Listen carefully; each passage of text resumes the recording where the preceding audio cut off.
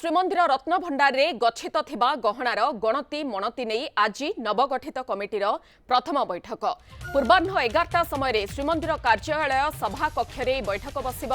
Justice Vishwanath रथଙ୍କ अध्यक्षतार एक 16 जणिया team गठन करा जायछि।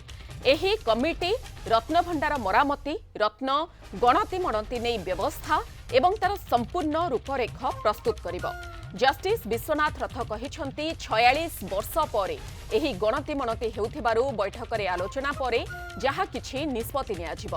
से कहिछंती गणति मणति जेतिकी जरूरी रत्न भंडार मरामती मध्य सेतिकी आवश्यक।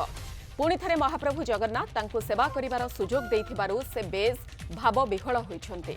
से आहुरी भी कहिछंती जे जदि भंडार गृहर चाबी महजूद अछि ताहले रत्न भंडार खोलिबारे किछि समस्या उपजिब नाही, किंतु रत्न भंडार खोला हेले श्रीजीउଙ୍କ अलंकार गुड़िकु स्थानांतर करबाकू पड़िब। से संपर्क में कमिटी सदस्य मानक सह आलोचना करी चूड़ांत निष्पत्ति नियाजिब। आईन मंत्री पृथ्वीराज हरिचंदन कहिछंती बैठक में रत्न भंडार खोलिबा तारीख एवं मोडालिटी निर्धारित हेब। यार इन्वेंट्री खोला जाइथिला संपूर्ण भावे एवं यार इन्वेंट्री 1978 मसीह होता आज के 48-46 वर्ष है या संपूर्ण भावे आ खोला जाए ना कि आर कार्यकारिता किसी करा जाए नहीं।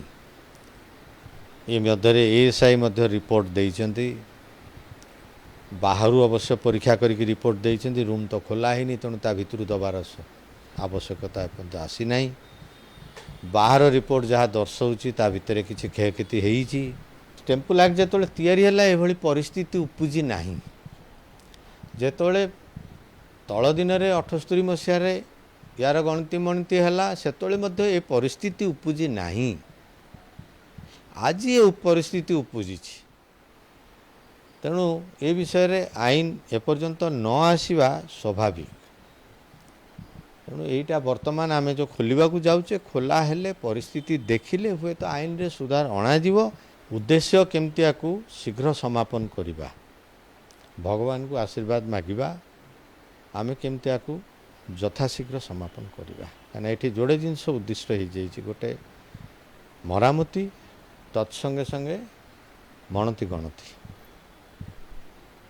तेणु आवश्यकता को देखिकी आमे पदक्षेप नबू।